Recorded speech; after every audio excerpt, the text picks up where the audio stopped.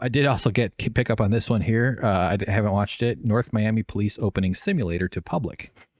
So this is a few cops standing around with somebody whose face is blurred out on the opening shot. But let's just see what this one's about. I think they mean like a shooting simulator. North Miami police offering the public a critical life-saving lesson. It's a simulated training course, and our crime specialist, Bridget Matter, got to test it out. She's live to show us.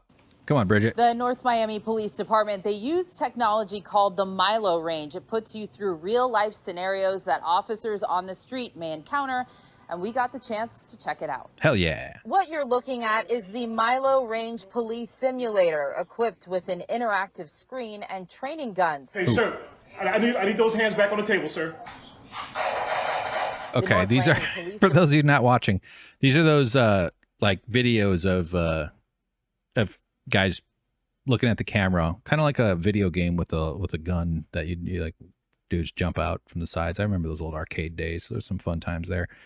Where you have to make a split-second decision about what to do. And they showed the control screen where you pick. And I think I saw something. Sorry, let me jump around. Wow. Okay, wow, look at this. So this is like a bunch of thumbnails with a word, kind of a caption, lower third at the bottom. The top row, 2 domestic, 3-person truck stop, active shooter suspect in hall, active shooter in CH, can't see the thing, alley robbery. Now the next, this is crazy.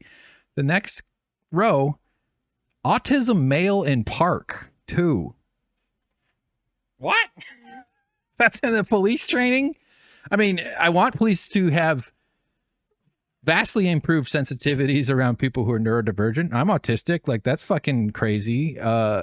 There was a young man, damn it, I can't think of his name. I think I want to say it was Colorado. He was called, someone called the cops because they thought he was suspicious. He was a violinist. He was like a musician.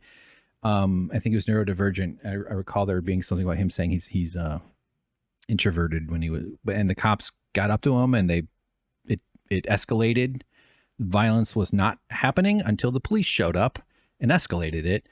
And the paramedics came and they injected him using ketamine. They fucking just drugged him. Like, so this kid's minding, he's like a 13 or 14-year-old, minding his own business, walking home. Police show up. I'm sure his heart rate, his fear must have just gone crazy. He was an African-American. And it ends with him being poisoned to death by paramedics. And they work hand in hand with the cops in these kinds of situations. And that's the American system. That's an approved thing because he didn't obey exactly right. He paid a price with his life. So someone called the police. This is racism. This is American violence. This is the terror state of American society, is that this kid got fucking murdered by the government because someone didn't want him around and he didn't obey their exact orders. Did they really have to kill him? Was it necessary to end his life? It's just fucking sick, man. Autism male in park.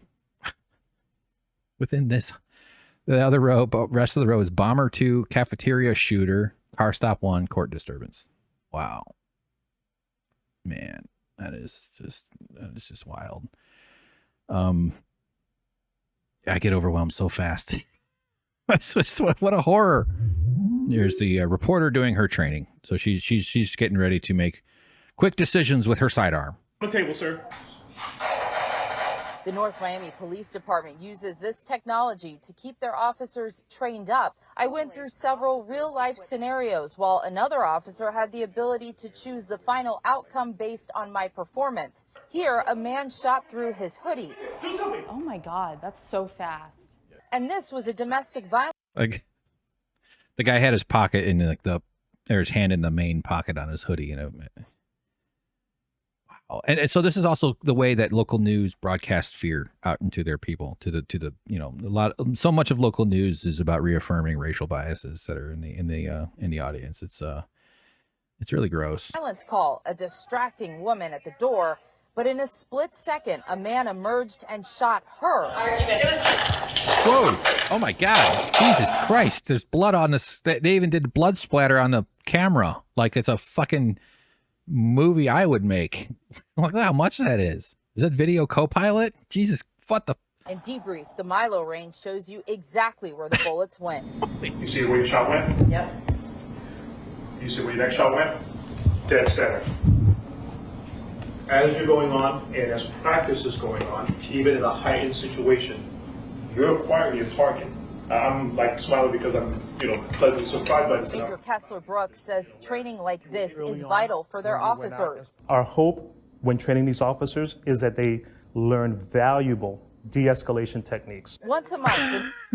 I mean, I don't think he's like lying or something, but like de-escalation is the last thing cops do generally. Not that every single interaction with police ends with someone being murdered, but it obviously happens far more than it should, another thing that the police departments have is like public relations departments. They have very well funded press teams and Twitter teams and internet shit, and they're out there because they play a very political role in this entire system. They're a huge part of sustaining the fucking scam that is capitalism. The North Miami Police Department is inviting the public to test out this technology and gain a better understanding. And look, I would probably have fun doing this thing. I'm not saying like everything that's happening here is like the gross or just, but it indicates a society that is completely deranged.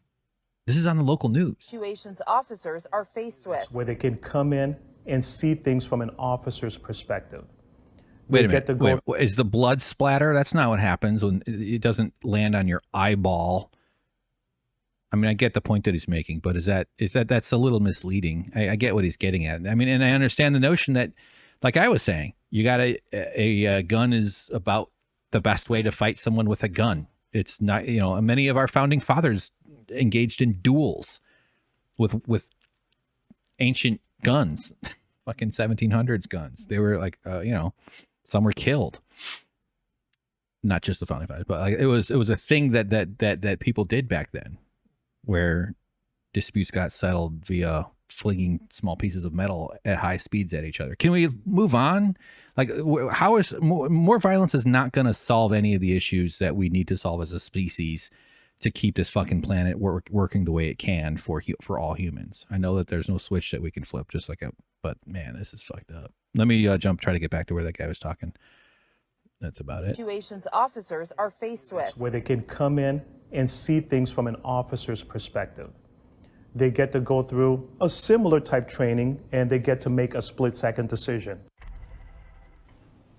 Right now, the first behind the badge. So the propaganda message is that you have to understand how difficult it is to be a crime officer or a violence officer, and to, the decision making that they have to make.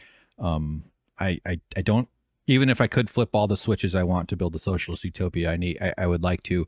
We have so much deeply rooted trauma in our bodies and in our systems, in our souls, and our families that get transmitted, that it would take generations to work itself out if we even tried, which we're not. We're accelerating the disarray and the overall fear levels. Although certainly there was plenty of times in the past when the fear was very high as well. And overall, statistically, things are safe in general. I mean, much of what the local news does is they make it seem like things are more dangerous than they really are. They're serving they're basically stenographers for the police departments. You rarely see like deep investigative, like not anti-police, but like good journalism challenging police narratives. They usually just report whatever the police say. And they're famous for lying. Everybody understands that police departments are constantly lying. When news hits, news that activates like public interests and stuff like that. Experience is underway. It's a class of about 10 to 12 civilians that live here in North Miami.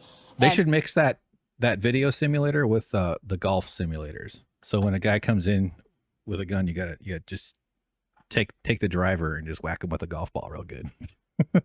Tonight at 10 and 11, we'll show you how some of them did through these scenarios. All right. Good job. Thank you, Bridget. We're live in North Miami. Bridget Matter, Local 10 News. Bridget Matter. That's a good reporter name, isn't it?